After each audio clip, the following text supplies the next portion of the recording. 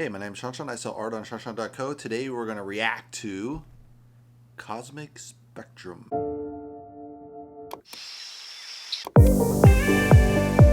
So I think she is a digital and traditional artist, kind of mixed. She has illustration, comics, character design, tutorials. So that's kind of her YouTube page. She has a shop. She has G, whatever G is, I'm not sure. Instagram. Oh, there's a tutorials page, I guess. Probably paid tutorials, so this is kind of her free tutorials, and then she has another page for probably paid tutorials, maybe through Patreon or something. I like the banner. It has like a section of her art with kind of what she does right in the center, so that's very key. You know what it's about. She has a picture of one of her characters as kind of her logo to go to, so that works as long as it's very unique. I don't know her art, but maybe it is unique enough. But you can have people do similar art. They might mix up the artist versus having your face. If a lot of artists, especially female artists, like their privacy, which I can understand. There's a lot of weird stalkers on internet, especially if you put yourself out there as a face. They can recognize you and you don't even know you have a stalker, and then they're suddenly right in your face, and it could be really scary. So I kind of get that. As a young girl, you might do that. She has, as far as playlists, she has uploads, she has pop-up uploads, created playlists. So she could probably stack those out, because you can do up to 7 or 8, I think, on the front page. I would put the popular uploads on top because that sorts well, because most of your users, when they first show up, a majority of those, probably 90% of them are going to be brand new users. So if you put the popular uploads first, they might watch that all the way through and you get better watch time and gain more subscribers. But she's not hurting. She has 152,000 subscribers, so she's doing pretty well. Let's go to the first video. It's called Sketchbook Tour 2018 to 2019. Hey, I'm finally filming the sketchbook tour that I promised a while back when I just started my channel. I actually wasn't even sure which sketchbooks to use because I have so many, and upon thorough examination I decided that only the last 2 are probably worth looking at. So yeah, a lot of artists are very self-critical. She kind of pulls herself in really quick, pulls out her sketchbook, starts right into the video. It would be nice to have a headshot, explain like I'm doing a headshot straight to the camera. I probably should be here, but you get the point. If you start with a headshot, it's a much stronger bond with the audience, I think. Because I actually keep really shitty sketchbooks, and they're not even fun to look through because a lot of them are often writing random. Well, I don't even have a sketchbook, so let me sketch ahead a little bit, guys. So very cool art. Here I decided to, I usually kind of use the sketchbook for warm-ups, or not. I don't doodle a whole lot for fun, which is kind of unfortunate. I'd like to do that more. But usually it's for the specific purpose of some sort of improvement. She's a little bit of the sniffles, but she has a very clear voice. That probably could be a little bit more soundproofing, but there's not an echo, but it is a little crisp from the lack of soundproofing to make it a little warmer. But I like her voice, very sharp, very great drawing as well. We'll do warm-ups and studies and stuff like that. So I made a list of stuff that I want to get better at, and then I actually doodled my character, Sock, which some of you guys may know who that is. I think it's our main character. This turned out, actually. All right, let's skip ahead. Faces are pretty wonky, but overall, it was a great exercise. It made me remember the fact that I'm not very good at faces, and there is still so much to improve on. So, not very good? Come on, man. These are really good. This was for an illustration that I was doing, like a live demo for my Skillshare class. Not live, but I went to the Skillshare office to record the class. Okay, so she does Skillshare as well. That's probably where her paid tutorials are. Skip out a little bit. It's been years since the challenge, so it's super late. But it might be interesting to see how I went about doing these from start to finish, so maybe I will find it.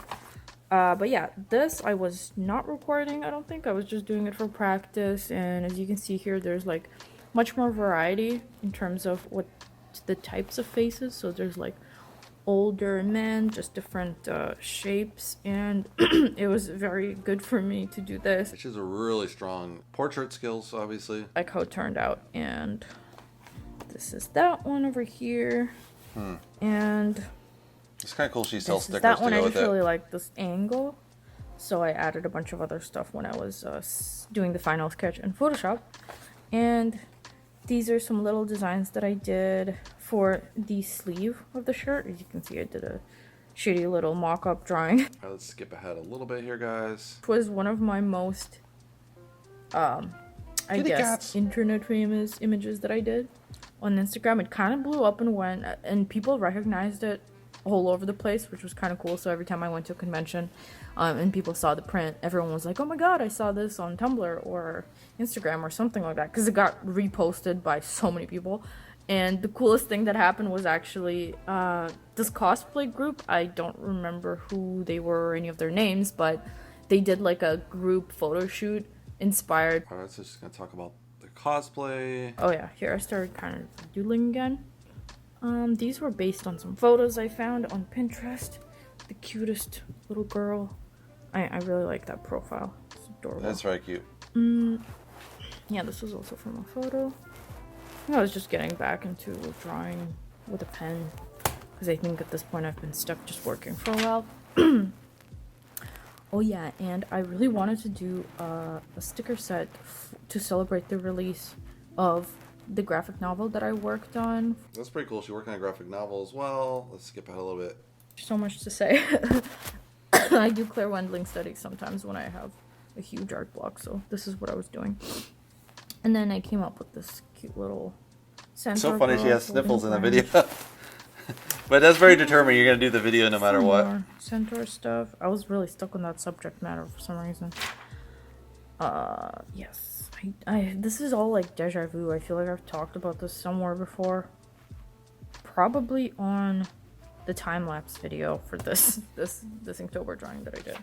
Anyways. Some more outfits that I came up with. Oh, very cute. Just for fun. Very I really cool. like doing that.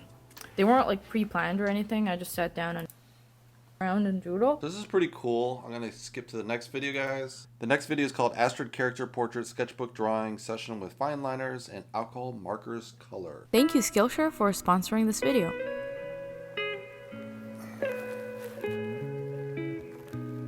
Wow. Really, really nice skill set. It's nice she starts with the introduction of the finished product. So this time we actually get to see her Hello drawing. and welcome back to my channel. And if you're new here, welcome to my channel in general. I'm back with another sketchbook session. I've been doing these lately and enjoying them quite a bit. And I decided to use pretty much the same materials that I've been doing for the past couple of sessions. I really like that she just talks to the audience, very casual conversation, real time. She's not trying to speed it up or hide what she's doing, just really open and honest to how it works. Let's skip ahead just a little bit, guys, to make this move along. It's hard to say like more fashion oriented because I suppose looking at most of my art, like it tends to be fashion oriented like 99% of the time. So I guess I just really love drawing clothes.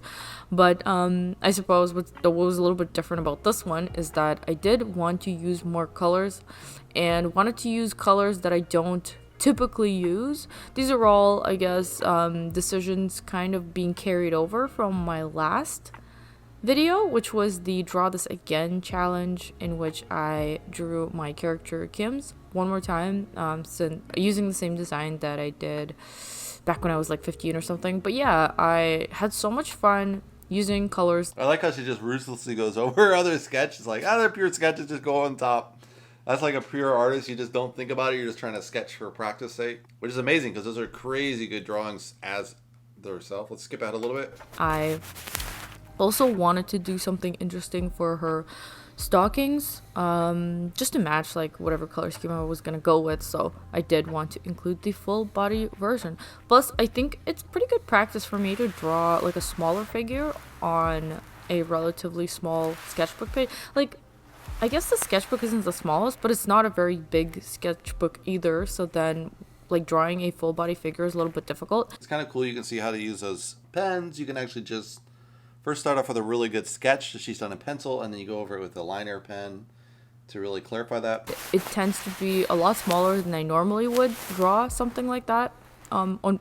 I'm only talking about paper, and the reason why I'm like even talking about this at all is because I think it's just good practice for me to draw faces on such a small scale, because I'm really forced to pull back on the details that I like to typically put into faces, and I really struggle with this when I draw digitally because I will just zoom in and draw a pretty similar amount of detail that I would if it's a large image of a face. So that's actually one of the things that has been kind of fun with drawing in a sketchbook, because I do really have to manage the details and kind of scale them down. Really, really good techniques. Let's skip ahead a little bit, guys, here. So you can learn a little bit. She has a class introduction in the middle of this, which is really good advertising. I'm just looking at the details and then drawing some of the stuff. I'm pretty sure I mentioned that in my last video. But yeah, so my brain is short-circuiting right now. And I just wanted to A really beautiful line with the curvature of the blouse, the simplicity and then exaggeration of the face, but then, you know, it still looks like a very beautiful face as well, even though it's more anime style, you could say, kind of unrealistic, but it's really beautiful stuff. and rereading all my other art books by 3D Total and some other ones that I have as well. And I have to say that I really love all the text in those, and how much text there is, and how much of a glimpse it gives you into all the different artists' lives and how they go about things and their thoughts on their art journeys and careers and all the advice that they have to give. It's really great. So yeah, that's one of the aspects of my new art book that I'm really excited about. This is really cool. Skip ahead a little bit more, guys. Get more of the coloring. Comes to like life drawing and anatomy on YouTube, but I do vastly prefer Skillshare's format. And of course, if I'm gonna put a lot more effort and time into constructing and writing a class and doing all the necessary research and whatnot, I would probably prefer for the monetization of that to be more predictable than YouTube's. So that's something that I'm gonna do in the future, and I would definitely love to hear some of you guys' suggestions in terms of like what kind of class you would want to see from me. And yeah, I mean, I've already asked a couple of times before, and I definitely have some things in mind, but it's always good to hear more input on that. Well, look at the red on the scarf. It's amazing with markers, you know, because it's just maybe two different reds and then the white, and then she's really toned it down so it's really strong in some areas and very light in others. It's like, wow, very masterful drawing level, obviously. Let's skip ahead. North managed to secure a table at the dealer's room a couple of years ago, and I am not letting go of that, so definitely gonna be there. So hopefully I'll see some of you local folk over there. Hopefully someone is going to attend that. I have no idea really how conventions are gonna go you know, after COVID and everything, but hopefully it'll be somewhat back to normal, and I am very excited to see people in person. It's just been so long. Skip ahead a little bit here. I had so much fun picking colors that I think I want to do something like that. It's cool. I didn't know they had a white pen like that. So that's Like interesting. in the next couple of pages, probably. I think I've mentioned before that I've seen some people do a lot of like fashion challenge type of things where you pick a random image with some sort of animal or like an object, and then you create an outfit based on that.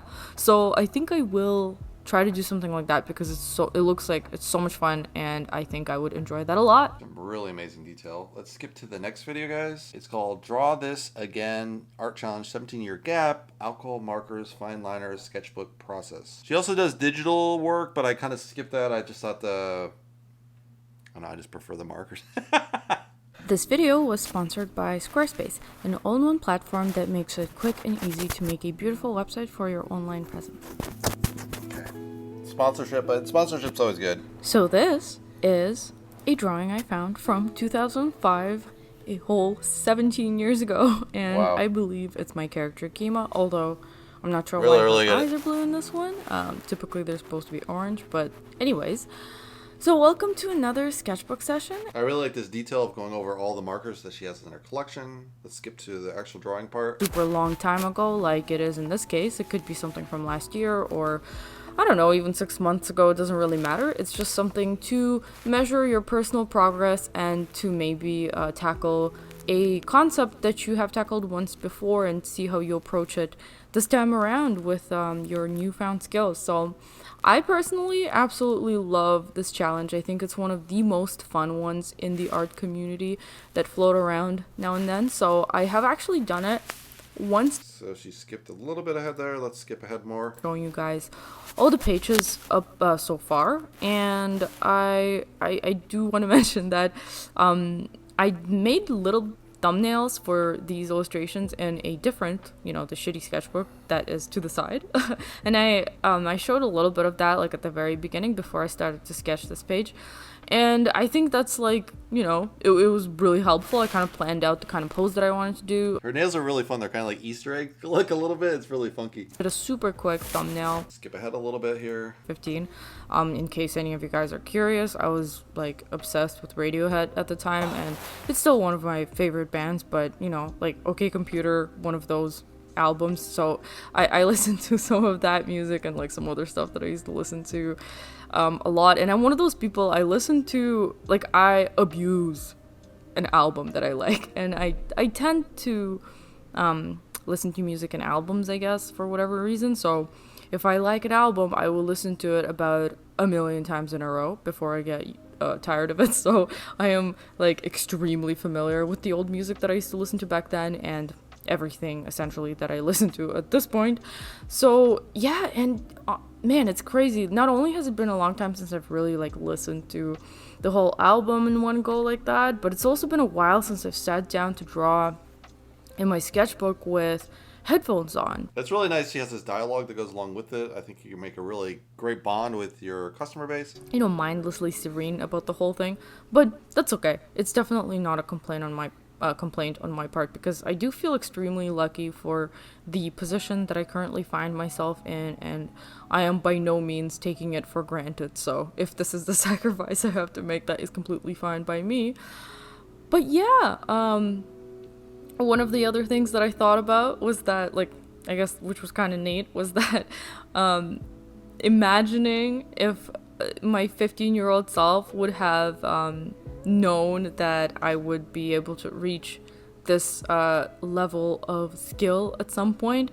And what I mean by that really is that I can pretty much imagine what I want something to look like and execute it pretty close to what I imagined. To me, that makes me very happy, because back in the day, everything that I ended up drawing was a pale ghost of what I actually wanted to draw. So, getting any closer to the goal. Really nice style she has as well, which I probably mentioned already, but very cool. Is of difficulty and trouble when it comes to that. And so I have a lot more freedom with posing and, things like that, which I was very limited to me back then. So I drew a lot of characters in similar poses, or just like in a simple pose like the one that you saw me use in the original drawing. So that's why one of the decisions that I made early on when I started planning, or like when I started drawing the little thumbnails for this, was to choose a very fun pose that I definitely couldn't have pulled off back then. Really, really cool stuff. Let's skip ahead a little bit more, guys. Because he used very, very few colors. Like, he essentially stuck to grayscale sets, like the French grays, warm grays, and cool grays, and then had just a few actual colors here and there. That is what made me very partial towards a limited color scheme. So that's kind of cool too. It was all just constrictions essentially, and that is how I used alcohol markers for the first time. Yeah, I think with even paints, it's a really good exercise. Try to limit your color palette, use 3-4 colors, stops, and see what you can do. You really master the color mixing and you limit yourself. It's very good to learn color mixing, as well as you just get a stronger composition. Sometimes you use too many colors. Sometimes it can just be all over the map with a rainbow kind of effect. But if you use a limited palette, it can be really beautiful, I think. The reason why I mentioned this is because it's been a very long time since then. And obviously, I have bought some Copic markers. And this time around, I'm also using the Art X alcohol markers. Big set that, as I mentioned in my previous video, I got from a friend, Tina, who is I'm a Wonder on YouTube as well. Check out her channel. She just donated the set to me. Thank you, Tina. And I was gonna mention that there is a bit of a difference that I observed between the old markers that I used to use and these Art X ones. And that difference is that I think they just kind of bleed a little more. So not by bleed, I don't mean they bleed through the page more. I mean when you press them to the paper, they just kind of bleed more ink. Let's go to the very end here, see what it looks like. The idea for that initially, because I was a huge fan of Hyung Tae Kim's art character designs. What is this crap? I don't know if you guys would ever have heard of him. Korean illustration artist, character designer for video games primarily. He likes to throw in a pop of neon color now and then with his character designs, and so that's kind of where I got that idea from initially when I was much younger, and so I still like to do that sometimes. Anywho, that was completely irrelevant. But yeah, I also decided kind of as a last minute thing to do a outline. Super cool look. It's really fun. She does her fingernails all different colors. Very artistic. She has a website. It's called Cosmic Spectrum Art. There's a password. Let me see if there's just a normal page that doesn't require a password. I don't think so. Okay, it just goes back to the password. So you can't see anything on this website, which is really strange to have. I mean, I guess if you have a super huge client base, you could do a password only like this and just have the access limited. Once in a while, you're like, hey, my website's open. Boom, go get it. And so if you have enough audience members and enough fan base, you can definitely kind of really make it exclusive. You only blast it at certain times. Open in the store briefly, sell out, and you're done. That's ideally where you want to get to. A lot of artists are not going to get to that level, so I wouldn't encourage it unless you're really at her level and you have that huge audience base. I think if you have a lower level and you're starting out, you kind of want to be more open and, just get people to be able to buy art really fast, and then later kind of go more towards an exclusivity model. Exclusivity always sells with art, but first you have to have the fan base, so it's kind of like you have to kind of give stuff away or make it very reasonable when you first start out. And then once you got the fan base, you can slowly increase prices. As the demand gets really huge, you just like follow the demand line up on their prices. Yeah, I think it's a pretty interesting artist. It's just strange that her website's closed, but I think it's just because she has a lot of fans, so she's able to get away with that. It might also be that this isn't her primary way of making money. I'm not sure. It's just a little strange that you can't see anything about the portfolio or anything. I think, let me check out, I think she has an Instagram. But I will say it is a little dangerous to rely, I don't know if she has only Instagram and Facebook and stuff like that, but you don't want to rely only on those websites because they can disappear. I've had a MySpace account. I put a lot of work into that. That's totally gone. I have a Flickr account. I still use it, but it's not what it was once back in the day when Flickr was a rising thing. And all these social media just kind of go through waves of what's popular and what's not. So you could put a lot of work into something and then poof, it's gone, or you lose that. Like I lost my Twitter account for a couple of months, so poof, that's gone, 12,000 fans.